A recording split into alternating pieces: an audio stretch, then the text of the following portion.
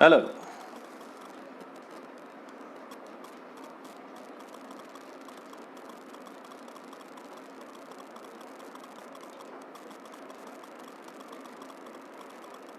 Hello, नमस्कार। अगर मेरी आवाज़ आ रही है तो कृपया सूचित करें। जी नमस्कार।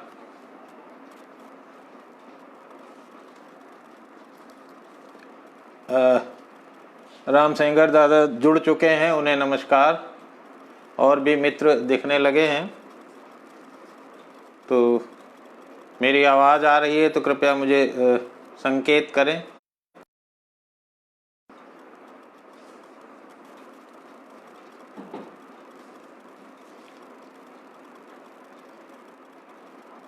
मुझे आप सुन पा रहे हैं तो सूचित कर दें तो मैं शुरू करूं।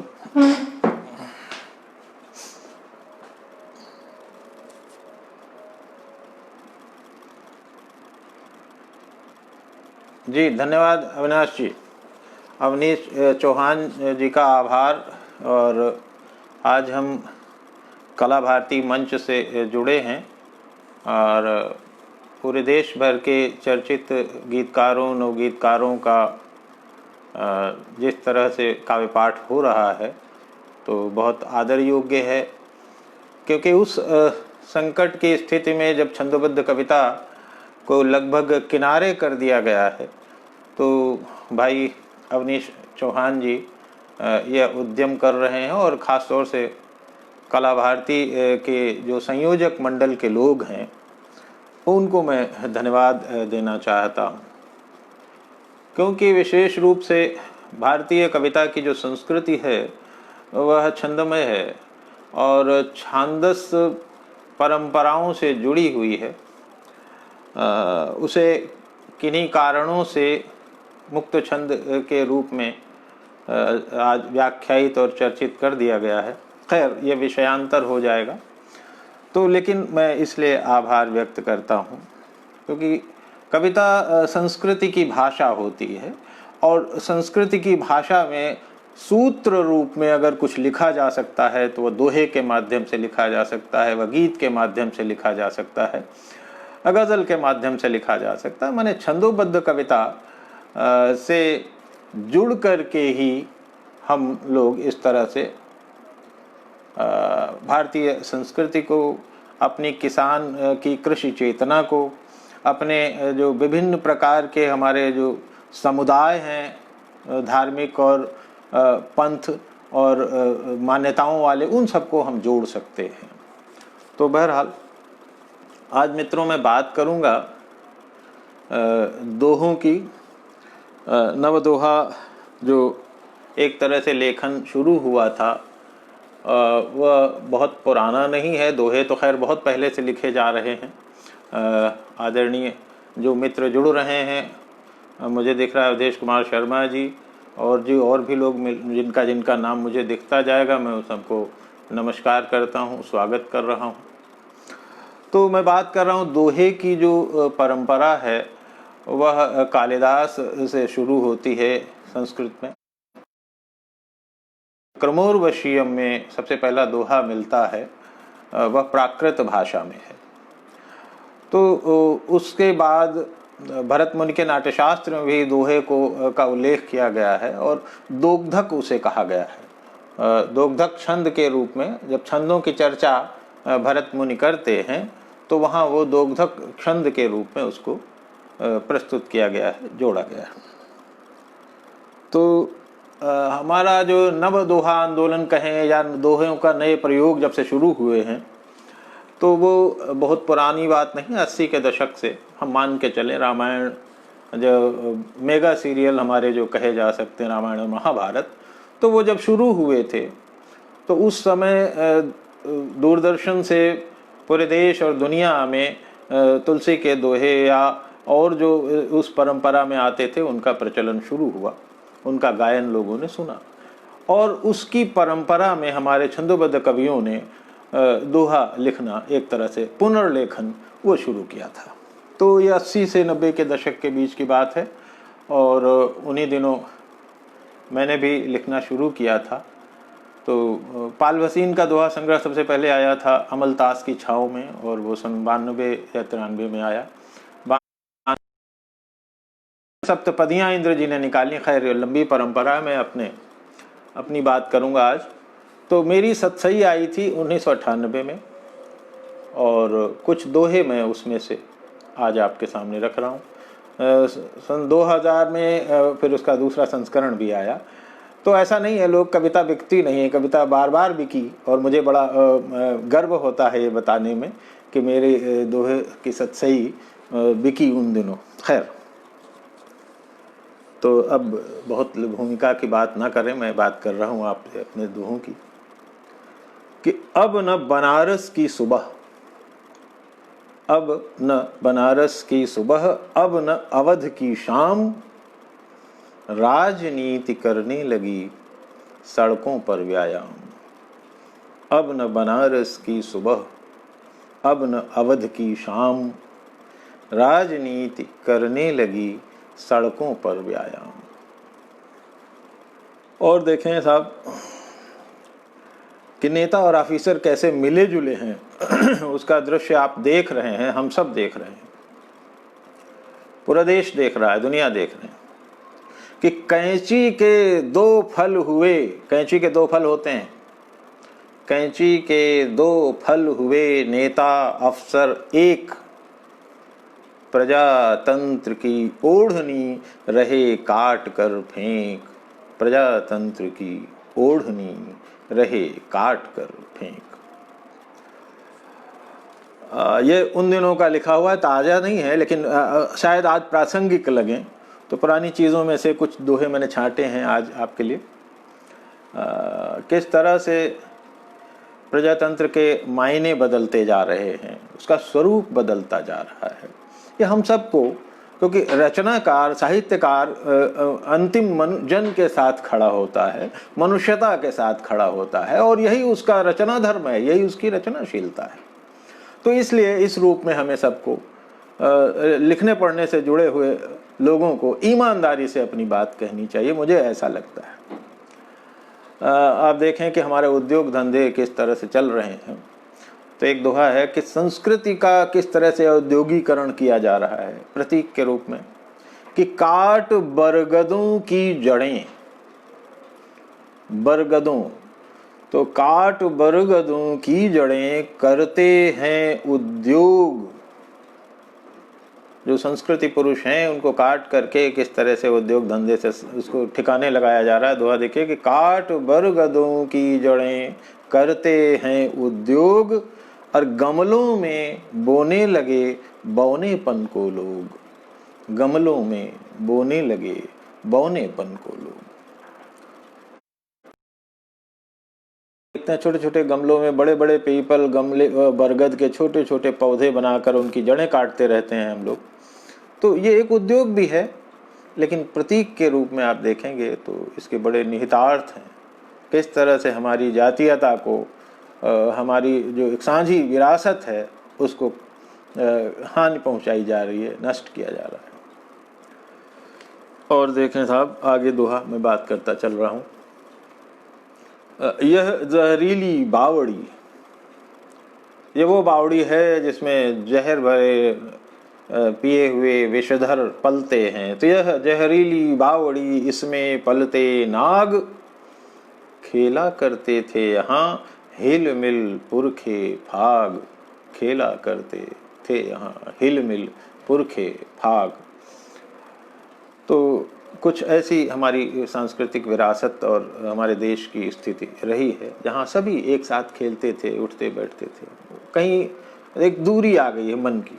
और देखें एक दोहा कि पंच सितारा गांव के जब तुम बने प्रधान, 5 स्टार, पंच सितारा गांव के जब तुम बने प्रधान, चली गोलियां रात दिन मारे गए जवान, चली गोलियां रात दिन मारे गए जवान।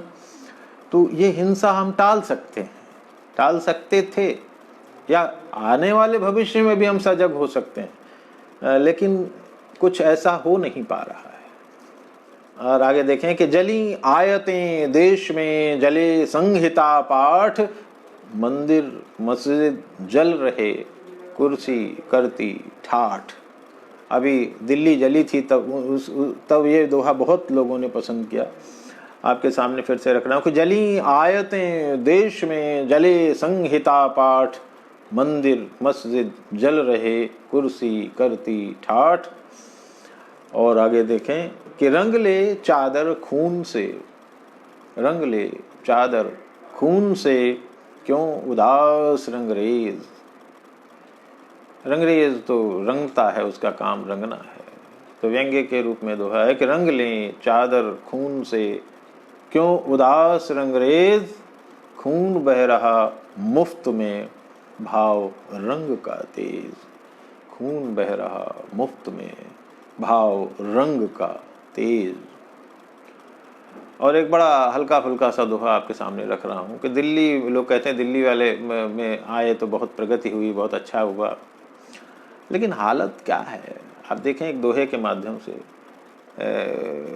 जेब कटी झगड़ा हुआ बस में खाई मार, कि जेब कटी झगड़ा हुआ बस में खाई मार। हम बेहद खुशहाल हैं, हम बेहद खुशहाल हैं, हम बेहद लाचार। हम बेहद खुशहाल हैं, हम बेहद लाचार। और आगे देखें कुछ एक दोहे और कि रोज महाभारत कथा, रोज आप अखबार पढ़ने से डर लगता है, रोज न्यूज़ सुनने से डर लगने लगा। तो ये दोहा उन लोगों के लिए जो हमारे जैसे घबराते हैं, घबराते इसलिए हैं कि ये कहीं ना कहीं जो आग है सांप्रदायिकता की, जातीय हिंसा की, वो हमको लपेट रही है, विनाशकारी है। तो रोज महाभारत कथा, रोज मृत्यु संगीत, काल भैरवी नाचती समय सुनाता गीत। काल भैरवी नाचती समय सुनाता गीत। और देखें एक दोहा कि गीध कर रहे इन दिनों रावण वध का स्वांग। गीध कर रहे इन दिनों रावण वध का स्वांग, और ठगी जा रही जानकी। जानकी प्रतीक है संस्कृति का, राम कथा का तो है ही। गीध कर रहे इन दिनों रावण वध का स्वांग, और ठगी जा रही जानकी संत छानते भांग। ठगी जा रही जानकी संत छानते भांग। कुछ और एक दोहे इसी क्रम में आप सुन लीजिए, फिर दोहों के बाद में गीत आपके सामने कुछ रखूंगा। तो असल में दो पंक्तियों की जो ये कविता है अपने आप में एक पूरी इकाई होती है दोहा। और दोहा शब्द है दोहन से निकला है, दूह करके, जैसे गोदोहन होता है, जैसे हम बकरी और भैंस का दूध निकालते हैं, तो साहब आसान काम नहीं है, मेहनत होती है, परिश्रम लगता है, हाथ बंध जाते हैं ग्वालों के। कभी अगर आपने दुहा है भैंस, मुझे अपने बचपन में मुझे एक आध दो बार अनुभव प्राप्त किया है मैंने भैंस दुहने का। तो अगर आपने गोदोहन किया है तब आप समझ पाएंगे कि दुहना होता क्या है। तो गोदोहन की तरह दोहा शब्दों का, संवेदनाओं का, समय की विसंगतियों का एक प्रकार से दोहन होता है। और इसीलिए भरत के नाट्यशास्त्र में भरत मुनि ने इसे दोग्धक कहा था। जातीय छंद तो है हमारे अवध का, विशेष रूप से अवधि में ये जातीय छंद माना गया। और ऐसा नहीं है कि अवधि में ही है, भोजपुरी, अवधी, बुंदेली, जितनी भी लोक भाषाएं हैं, खड़ी बोली में जो लिखा गया है वो बहुत अच्छा नहीं, लेकिन अगर कहीं ना कहीं उसमें लोक की व्यंजना, लोक का चित्र, लोक के शब्द जब तक जुड़ते नहीं है तो वो दोहा मार्मिक बन नहीं पाता। तो ये क्योंकि वो लोकवृत्त है, लोक छंद है। तो इस प्रकार मैं बात कर रहा हूँ, कुछ एक आध दो चार और दोहे आपके सामने रखता हूँ, आप देखें। और बड़ा सहज रूप में 100 घायल 65 मरे दुर्घटना में आज, 100 घायल 65 मरे दुर्घटना में आज, राहत में आहत कई मंत्री जी नाराज, राहत में आहत कई मंत्री जी नाराज। तो माने एक तुकबंदी भी होती है, लेकिन उसकी जो लयात्मकता है, उसकी जो अर्थत छाया है, इसको हम कहें, वह दूरगामी होना चाहिए। अब मैं ये नहीं कह रहा हूँ कि सब तरह से मेरे दोहे बहुत अच्छे प्रामाणिक हैं, वो तो आप लोग तय करेंगे और समीक्षक का काम है। लेकिन ये ज़रूर है कि जो 2 पंक्तियाँ लिखनी है वो कैसे लिखी जाएं, कील ठोक ठोक करके जैसे बढ़ई अपना काम करता है, जैसे जूतों की डिज़ाइनिंग की जाती है, जैसे जुलाहा बुनता है, कुछ उस तरह से कविता को बुनने की ज़रूरत है। मित्रों, जिस दिन हमारे छंदकार दोस्त इस तरह की रचनाएं देने लगेंगे, ये सारी जो ऊट पटांग कविता की रणनीति चल रही वो नष्ट हो जाएगी। और आपके पास तो परंपरा है, आपके पास साधना है, आपके पास छंद की शक्ति है, तो उस शक्ति को समझने पहचानने की आवश्यकता है। हाँ, मंच से बचना भी है, मंच हमारा लक्ष्य नहीं है, ये ध्यान रखिएगा।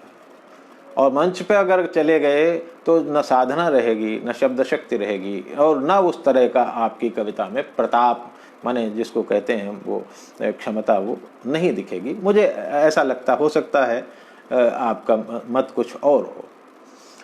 तो दोहा मैं और आपको दे रहा हूँ, देखें। अब बिहार का इलेक्शन जैसे होने जा रहा है, तो हर वक्त होता रहता है, तो बड़े बेमौसम के नेता उत्पन्न हो जाते हैं, पैदा हो जाते हैं। एक दोहा इस तरह का कुछ है, इसकी व्यंजना देखें कि समीकरण सिकुड़े पड़े। समीकरण जो होते हैं मैथमेटिक्स में हमने सबने पढ़ा हुआ, समीकरण, समीकरण सिकुड़े पड़े कदम कदम पर घात, समीकरण सिकुड़े पड़े कदम कदम पर घात, हर छतरी में छेद है। आपने अभी हाथरस कांड देख रहे होंगे, तो उसमें भी आप देखिए हर पार्टी का नेता अपनी अपनी तरह से अपनी बात रख रहा है। तो हर छतरी में छेद है, बेमौसम बरसात। तो ये जो बेमौसम की बरसात होने लगती है, अनावश्यक घटनाएं घटाटोप बनकर छा जाती हैं, उन्हें रोका जा सकता है। उन्हें 2 समझदार लोग रोक सकते हैं, उन्हें 4 समझदार लोग मिल करके रोक सकते हैं, लेकिन वह जो अंदर से ईमानदार हैं, वे लोग नहीं रोक पाएंगे, जिनका एक एकांगी विचार है, जो एक पक्ष के पक्षधर हैं, जो एक राजनीति के हैं, जो एक सांस्कृतिक मान्यता के हैं, उनके वश में नहीं है। हमें मनुष्य के साथ खड़ा होना है, पहली शर्त है। तो इसलिए समीकरण सिकुड़े पड़े कदम कदम पर घात, हर छतरी में छेद है, बेमौसम बरसात। और एक 2 दोहे में और आपको दूंगा, फिर गीत की बात करूंगा आपसे। अब एक बड़ा साहचर्य बोध का एक गीत, एक दोहा, छोटा सा दोहा, आप देखिए 2 पंक्तियों का, किस तरह से नीम आम से शिकायत कर रही है। नीम क्या कहती है कि निम्बिया बोली आम से, निम्बिया बोली आम से, भूल गया अनुबंध, निम्बिया बोली आम से, भूल गया अनुबंध, मैं बौरी तेरे तन की गंध, मैं बौरी जब जब मिली तेरे तन की गंध। तो यह जो साहचर्य भाव हमारे जीवन से चुक रहा है प्रतीकों के माध्यम से, इस दोहे में लगा कि नीम, आपने देखा होगा नीम और आम लगभग एक साथ बौराते हैं, प्रकृति में अनुभव किया होगा अगर आपने। और आम के बौर से भी ज्यादा तीखी मादक सुगंध नीम के बौर की होती है। तो इसलिए जो नीम के बौर की, वहाँ आप जयराम जैसा आप कह रहे हैं कि ऐसा नहीं, मंच पर कविताएं होती हैं, मैं स्वीकार करता हूँ कविताएं होती हैं, लेकिन वो किस तरह की होती हैं ये विवाद पर इसका विषय हो सकता है, इस पर बातचीत की जाएगी कभी और।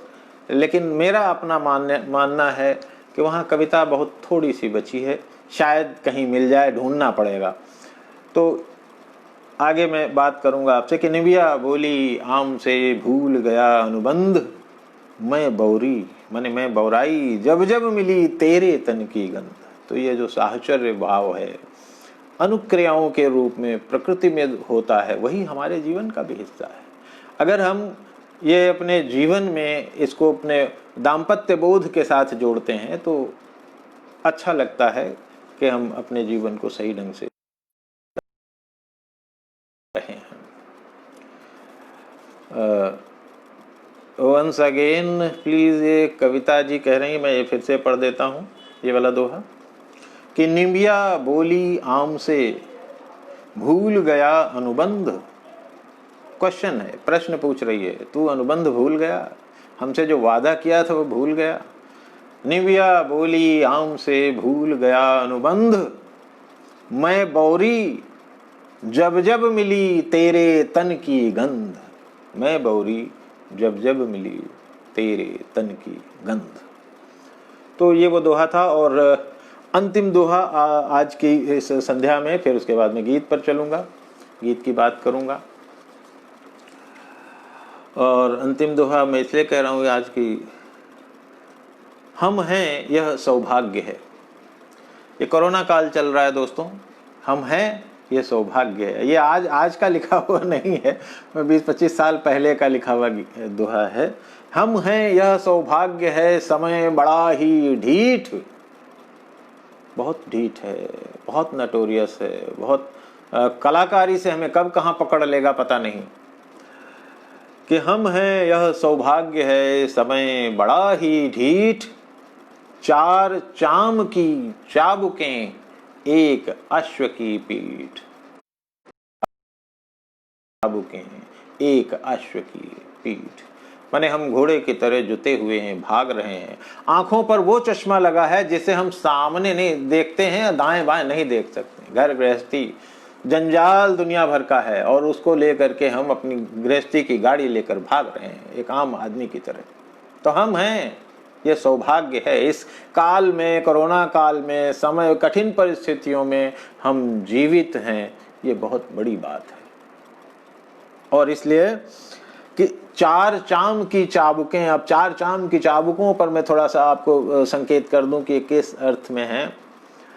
तो चार चाम तो आपके जो चार पुरुषार्थ चतुष्टय हैं उससे भी आप जोड़ सकते हैं, धर्म अर्थ काम और मोक्ष। मनुष्य का अंतिम जो लक्ष्य है, चरम लक्ष्य है, परम लक्ष्य है, वो ये है। तो ये बार बार आहत करते हैं मनुष्य को। धर्म छूट रहा है तो एक चाबुक पड़ा धर्म का, अर्थ पैसा नहीं मिल रहा है, कमाई नहीं हो रही, ये एक चाबुक पड़ा। तो काम माने कामनाएं, जो उसके सपने हैं, वो उस तरह की चीज़ों की आवश्यकता है, वो पूरी नहीं हो पा रही। फिर और मोक्ष तो अंतिम है, जो चाबुक है वो मार कर ले जाता है। तो चार चाम की चाबुकें, चमड़े की चाबुक है। चाबुक वो होती है जो खाल निकोल लेती है, जब पड़ते ही उखाड़ लेती है उसकी ऊपर की त्वचा। तो ऐसा यह समय है।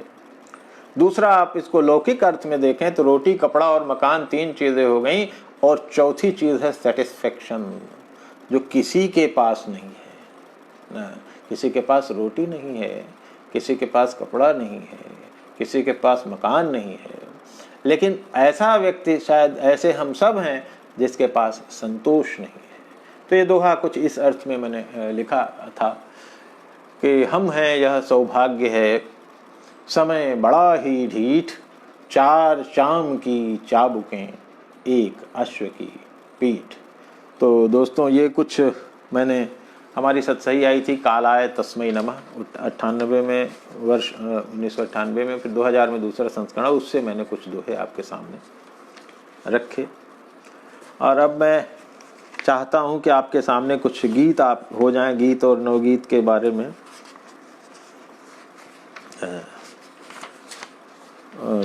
बहुत सारे हमारे आदरणीय लोग जुड़े हुए हैं। मैं शुरू करता हूँ गीत।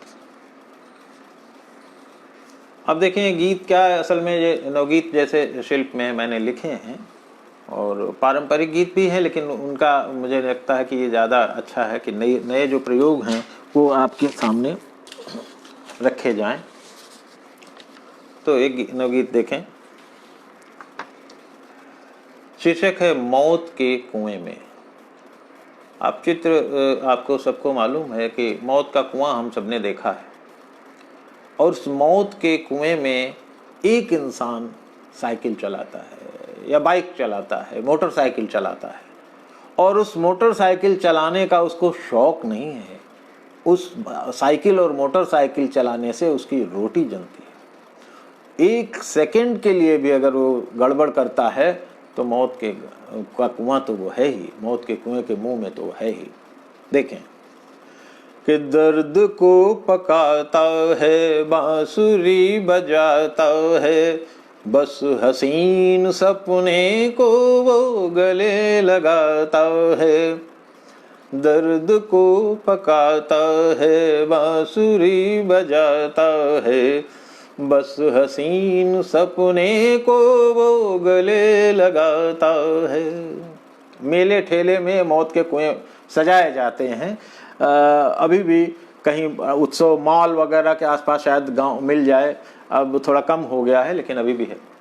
तो देखें कि मेला है 2 दिन का, फिर होंगे फाके।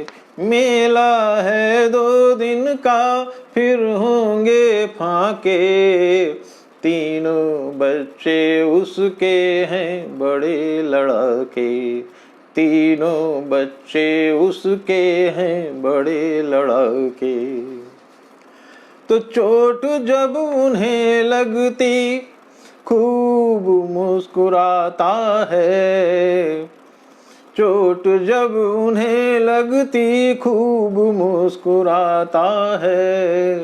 दर्द को पकाता है, बांसुरी बजाता है, बस हसीन सपने को वो गले लगाता है।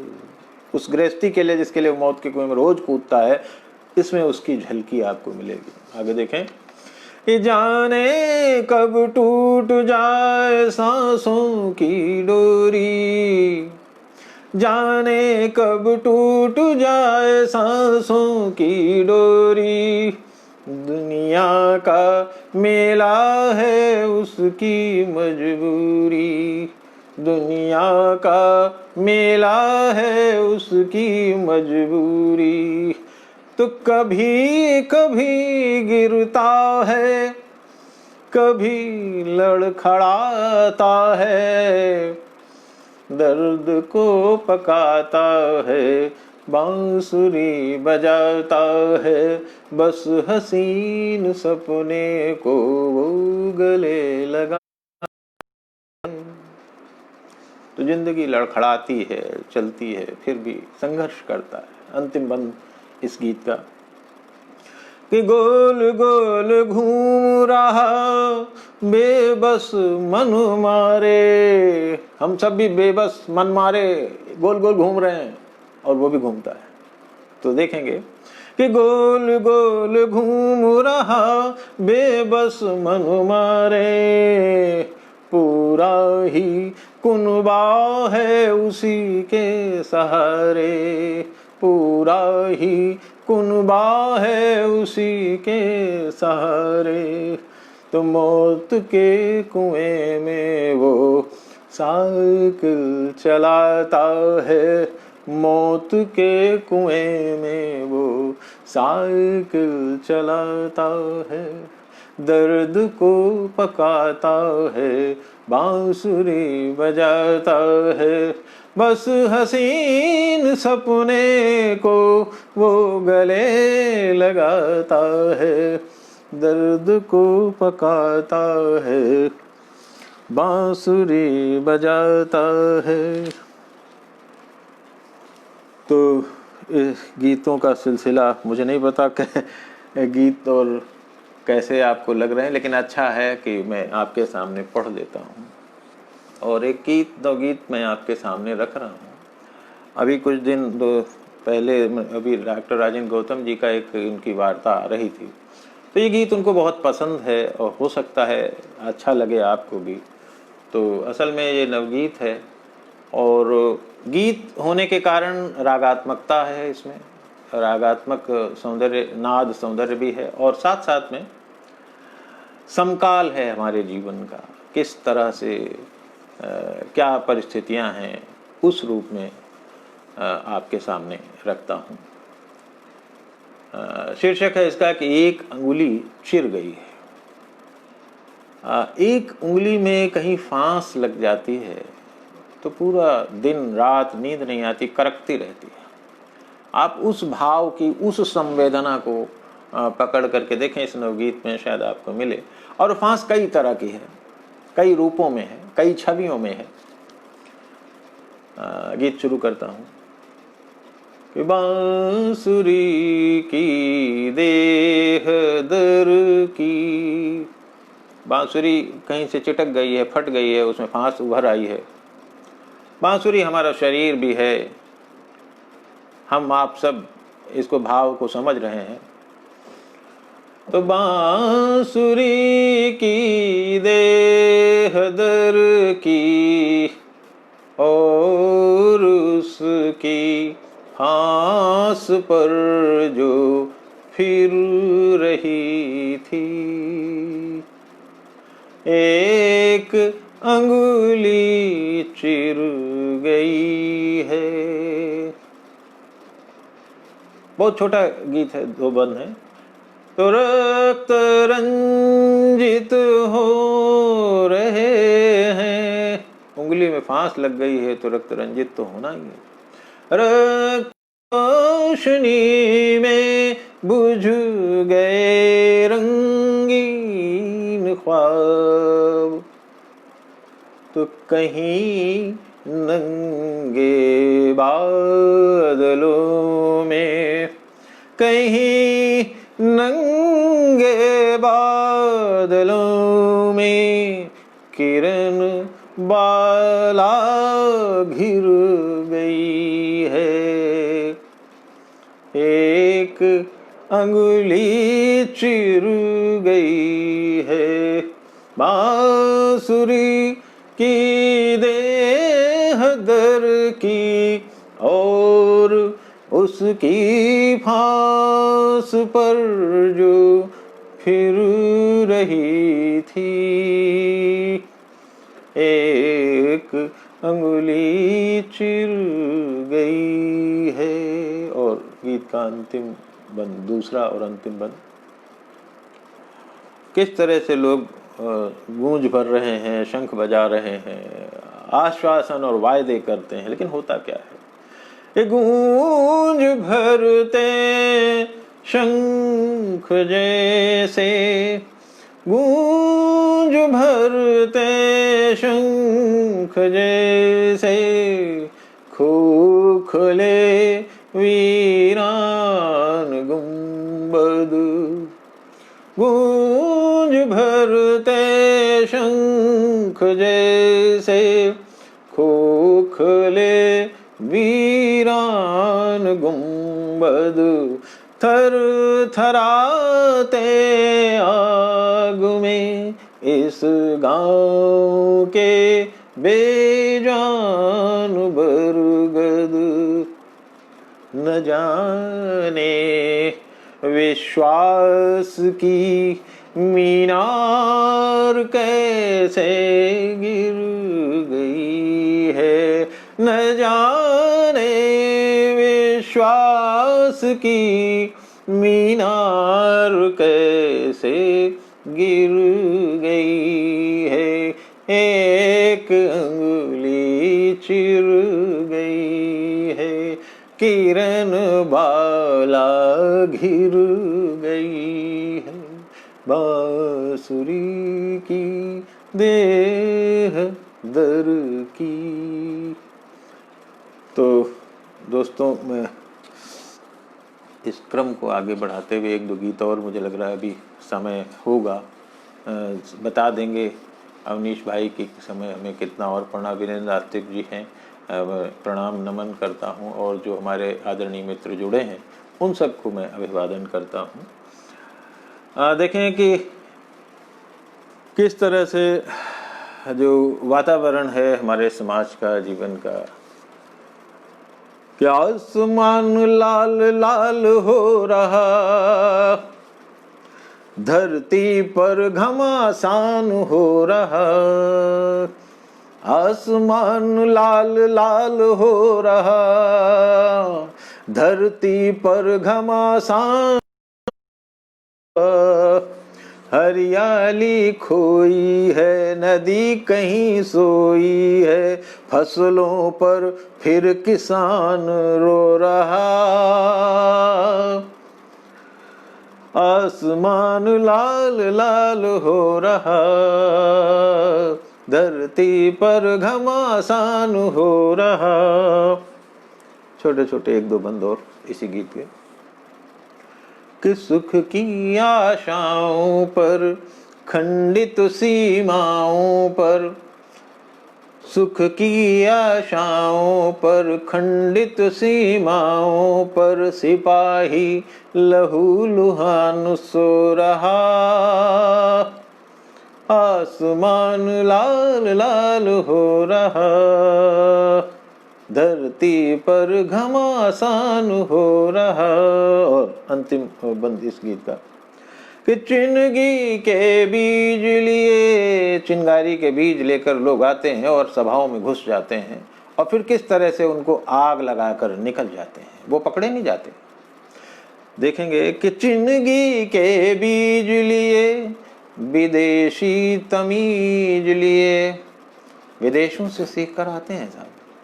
तो चिंगारी के बीज लिए, विदेशी तमीज लिए, परदेसी यहाँ धान बो रहा, परदेसी यहाँ धान बो रहा। सिपाही लहू लुहान सो रहा, फसलों पर फिर किसान रो रहा। आसमान लाल लाल हो रहा, धरती पर घमासान हो रहा। तो ये एक गीत आपको दूसरे अंदाज का थोड़ा सा शायद लगा होगा। और मैं बहुत अच्छे वैसे गीत नहीं लिख पाता जैसे श्रृंगार के और उस तरह के। मुझे मेरी प्रवृत्ति, अंदर से प्रवृत्ति, जो मनुष्य जिस तरह से सोचता है वो वैसा ही लिख पाता है। मुझे ये लगता है कि जो नई संवेदना है उस तक पहुंचा जाए, उसको छू लिया जाए। मैं नहीं छू सकता तो किसी और के गीत में है तो उसको अप्रिशिएट करना चाहिए, उसको समझना चाहिए। क्योंकि अनुभव से रचना में जो ताप आता है, मुझे लगता है कि वो जो हमारी प्राचीन परंपरा है निराला की या और सब लोगों की, उसमें वो कहीं कहीं झलकता है। नागार्जुन की, त्रिलोचन के, जब इन लोगों को हम नवगीत में पढ़ते हैं, उमाकांत मालवीय जी के गीत पढ़ते हैं या देवेंद्र शर्मा इंद्र जी के नवगीत पढ़ते हैं, तो जो एक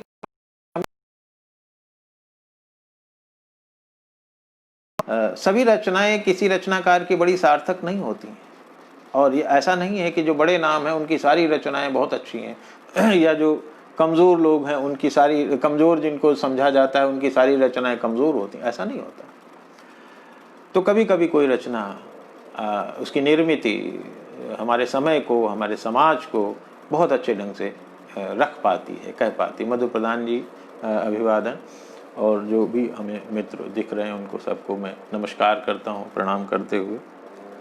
एक दो गीत, एक घूंट पानी पी लूँ, इजाज़त दीजिएगा, क्योंकि अक्सर मंच वाले तो गा वाले तो मैं गा नहीं पाता हूँ उस तरह से कि लगातार गा सकूँ।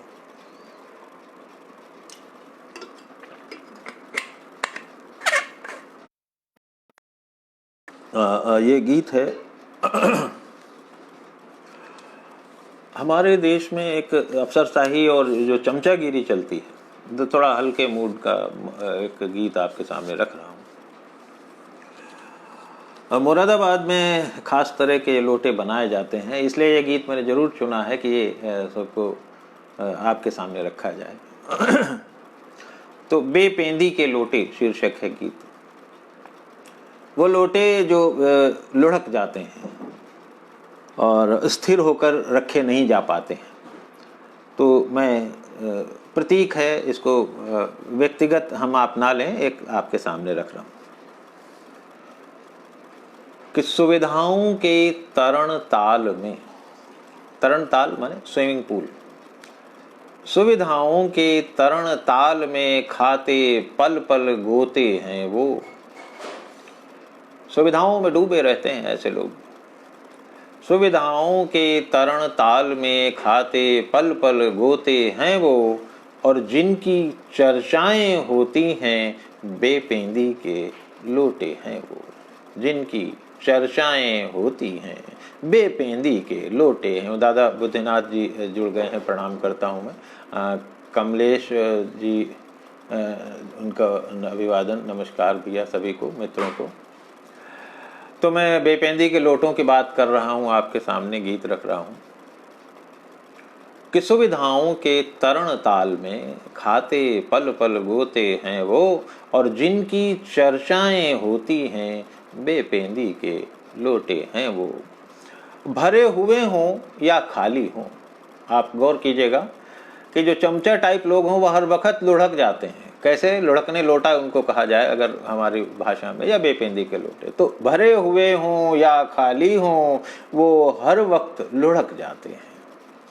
भरे हुए हों या खाली हों वो हर वक्त लुढ़क जाते हैं, और जिसकी बीन बज रही होती उसके ही सुर में गाते हैं। जिसकी बीन बज रही होती उसके ही सुर में गाते हैं। और बाहर बाहर दीनहीन से, बाहर से लगेगा बड़े दीनहीन है, बड़े बेचारे हैं, तो बाहर बाहर दीनहीन से भीतर भीतर मोटे हैं वो। अंदर के बड़े मजबूत होते हैं कि वो रास्ता ढूंढ लेंगे। तो बाहर बाहर दीनहीन से भीतर भीतर मोटे हैं वो। सुविधाओं के तरण ताल में खाते पल पल गोते हैं वो, और जिनकी चर्चाएं होती हैं बेपेंदी के लोटे हैं वो। अगला पद देखें कि उनकी प्रवृत्तियां क्या क्या हैं साहब, जो चमचा जिनको कहा जाए या इस तरह के लोग, कि अपने मन का कोई निर्णय लेने की सामर्थ्य नहीं है। ये चमचे कभी अपना निर्णय लेते नहीं, दूसरों के निर्णय को लागू करवाते हैं। या और तो अपने मन का कोई निर्णय लेने की सामर्थ्य नहीं है, और सभासदों में शामिल हैं पर उनके मत का अर्थ नहीं है। सभासदों में शामिल हैं पर उनके मत का अर्थ नहीं है। और अफसर की जूती में चस्पा या कि सुनहरे गोटे हैं वो। अफसर की जूती में चस्पा या कि सुनहरे गोटे हैं वो। सुविधाओं के तरण ताल में खाते पल पल गोते हैं वो, और जिनकी चर्चाएं होती हैं बेपेंदी के लोटे हैं वो। अंतिम बंद इस गीत का, और लक्षण देखें क्या क्या होते हैं ऐसे लोगों के, चमचों के, कि पूंछ हिलाते आगे पीछे। पूंछ हिलाते, अफसर के जो अधिकारी हैं या जो नेता हैं, जिस हर तरह के चमचे अलग अलग उनकी कैटेगरी होती है, वो आप सब समझदार हैं, कि पूंछ हिलाते आगे पीछे, पांव चाटते तलवे घिसते। मुहावरों का भी प्रयोग शायद अच्छा लगे आपको, कि पूंछ हिलाते आगे पीछे, पांव चाटते तलवे घिसते, साहब के रोने पर रोते, साहब के हंसने पर हंसते। साहब के रोने पर रोते और साहब के हंसने पर हंसते, तन से चिकने चुपड़े दिखते। चमचे कभी वैसे नहीं, बिल्कुल अप टू डेट मेंटेन रहते। तो तन से चिकने चुपड़े दिखते लेकिन मन के खोटे हैं वो। तन से चिकने चुपड़े दिखते लेकिन मन के खोटे हैं वो। सुविधाओं के तरण ताल में खाते पल पल गोते हैं वो, और जिनकी चर्चाएं होती हैं बेपेंदी के लोटे हैं वो। जिनकी चर्चाएं होती हैं बेपेंदी के लोटे हैं वो। तो ये मुझे लग रहा है, संकेत मुझे कर दीजिएगा, मेरा समय समाप्त हो रहा हो तो बता देंगे। जी जी, अवनीश जी कह रहे हैं मुरादाबाद में ऐसे लोटे हैं। या नहीं, मुरादाबाद में नहीं साहब, पूरे देश में मिल जाते हैं। एक ज़माने में मुरादाबाद में बनाए जाते थे इस तरह के लोटे, मैंने ऐसा सुना है। मैं बहुत ज़्यादा नहीं जानता, और बर्तन की दुकानों पे सब जगह कहते थे मुरादाबादी लोटा, तो मैंने इसलिए उसका प्रयोग किया। मुरादाबाद के लिए विशेष रूप से नहीं है। तो एक गीत आपको थोड़ा सा इस तरह का, कि किस तरह से ज़िंदगी का हम सब सफ़र हमारा जो चल रहा है, कट रहा है। मंजुलता जी को नमन, नमस्कार। जो भी लोग और जुड़े हैं उन सबको प्रणाम। देखें, सफ़र शीर्षक से एक गीत है कि हमारी स्थिति, आपने अगर गांव में रहे होंगे तो सबको जानते होंगे, उपला जिसको कंडा हम कहते हैं, कोई उपला कहता है, कोई कुछ और। तो जब आधा जल जाता है तो उससे धुआं उठना शुरू होता है, और वो धुआं धुआंता रहता है, न वो जलता है न बुझता है। तो उस सफ़र हम सब ऐसा ही जी रहे हैं। अर्धदग्ध अवस्था है, आधा जले हुए हैं और आधा हम उत्साह से भरे भी दिखते हैं। और ये कोरोना काल भी है, ये समय आसन्न संकट का भी है। तो देखें, इसके बावजूद एक कोई आशा, एक कोई इस तरह का जो हो सकता है। एक गीत आपके सामने कि ज़िंदगी का सफ़र कैसा होता है। रोज गीली काठ सा मत जल। गीली काठ सा जलने वाला जो आदमी है वो अंदर घुट घुट करके मर जाता है। आत्महत्या करने की जो प्रवृत्ति आती है वह इसी तरह से आती है।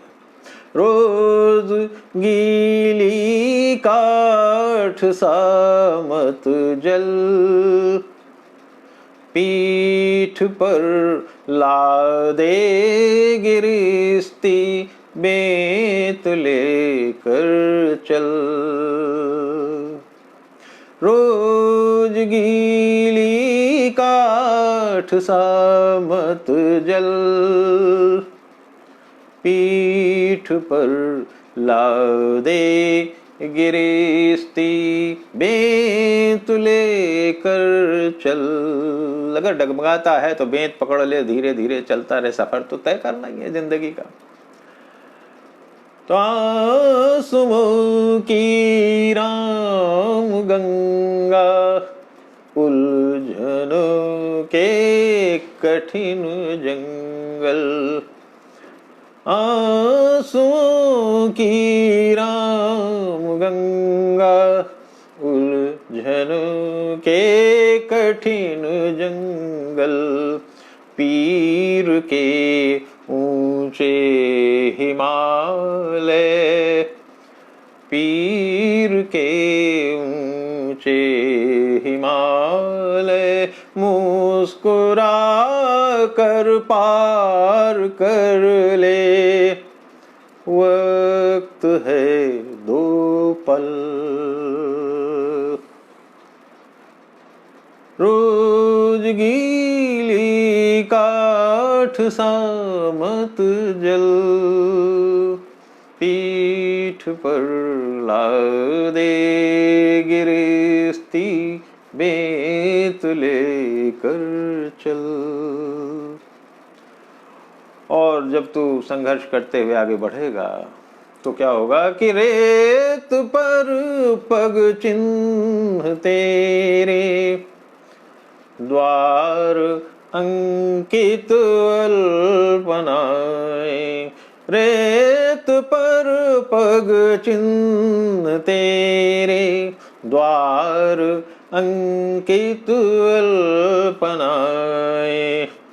कहेंगी तेरी कहानी, कहेंगी तेरी कहानी। लिखेंगी परिचय कभी तो, मौन रहे निश्चल, मौन रहे निश्चल। रोज गीली काठ सा मत जल, पीठ पर ला दे गिरस्ती, बेत लेकर चल। और गीत का अंतिम बंद आपके सामने दोस्तों। रंजीत पटेल साहब जुड़े हैं, अभिवादन, नमस्कार बंधुवर। और जो भी मित्र हैं, कविता जी, मधु प्रधान जी। अंतिम बंद इस गीत का, सफ़र का। यहाँ से जाना कहाँ है, देखिए बड़ी सार्वभौमिक ये व्यंजना है कि मनुष्य लौट फिर कर फिर आता है, हम पुनर्जन्म में विश्वास करते हैं। तो शायद इस पंक्तियों इन पंक्तियों में उसकी व्यंजना मिले कि लो यहाँ से जाना कहाँ है, लौट फिर आना कहाँ है। यहाँ से जाना कहाँ है, लौट फिर आना कहाँ है। कौन जाने किस सड़क पर, किस शहर में शाम होगी। कौन जाने किस सड़क पर, किस शहर में शाम होगी। कहाँ बीते कल रोज गीली काठ सा मत जल, पीठ पर लादे गिरस्ती बेत लेकर चल। और मित्रों, मुझे लग रहा है कि समय समाप्त हो रहा है और 1 घंटा का समय था। अंतिम एक गीत प्रस्तुत करके मैं आपसे विदा लूँगा और फिर कभी आगे बात होगी, मंच पर आपके जुड़े रहेंगे। तो एक नवगीत है, आप देखें, बहुत सरल और बहुत सामान्य रूप में आप सब जानते हैं कि मनुष्य ही मनुष्य को सीढ़ी बनाता है। और 2010 में एक शायद ये लिखा था, 9-10 में, हाँ। तो ये गीत आपके सामने इसलिए रख रहा हूँ कि हम देखते हैं हम एक दूसरे का शोषण कर लेते हैं, भावनात्मक ढंग से शोषण कर लेते हैं। पति अपनी पत्नी से, पत्नी कभी कभी पति का, बेटा अपने बाप का, माने सब एक दूसरे को इस्तेमाल करना सीख गए हैं, सीढ़ी बनाना सीख गए हैं। तो सीढ़ी एक ये शीर्षक से, अनुभव की सीढ़ी, हमारी किताब आई थी नवगीतों का संग्रह संचयन जो रश्मि जी ने किया था, तो वो इस तरह से उसका शीर्षक था। तो सीढ़ी शीर्षक एक छोटा सा गीत 2-3 बंद का आपके सामने रख रहा हूँ और उसके बाद में विदा चाहूँगा। इस बीच जो और लोग जुड़े होंगे उन सबको अभिवादन, प्रणाम। कि आदमी के वास्ते ही आदमी सीढ़ी बना है। ये जो गा भी सकता हूँ लेकिन बहुत गाने से ही कुछ नहीं होता, मुझे लग रहा है ऐसे ही इसको अंत में पढ़ रहा हूँ मैं आपके सामने। आदमी के वास्ते ही आदमी सीढ़ी बना है, मोल श्रम का है न कोई, मोल श्रम का है न कोई, मोल बस बाजीगरी का। और लोग कुछ उल्टे खड़े हैं, वक्त है जादूगरी का। लोग तमाशा दिखा रहे हैं, जादूगरी हो रही है और हम उसके प्रभाव में आते हैं और फिर हमारा शोषण होता है। धर्म के संत के रूप में कोई शोषण कर रहा है, नेता के रूप में कोई शोषण कर रहा है, अफसर के रूप में कोई शोषण कर रहा है, और सब सीढ़ी बना रहे हैं एक दूसरे को। पत्रकार किसी नेता को, नेता किसी पत्रकार को, माने अजीब स्थिति है साहब। तो हम सब जो रचना धर्मी हैं, जानते तो सब हैं, लेकिन उसको महसूस करना चाहिए। रचना कर्म अगर ईमानदारी से हमने नहीं किया तो भैया किस लिए रचना है? मनुष्य की मनुष्यता की बात है, उन संवेदनों की बात है जो हम सब के लिए एक जैसे हैं। तो आप गीत देखें कि मोल श्रम का है न कोई, मोल बस बाजीगरी का। लोग कुछ उल्टे खड़े हैं, वक्त है का। हमें खुश रहना,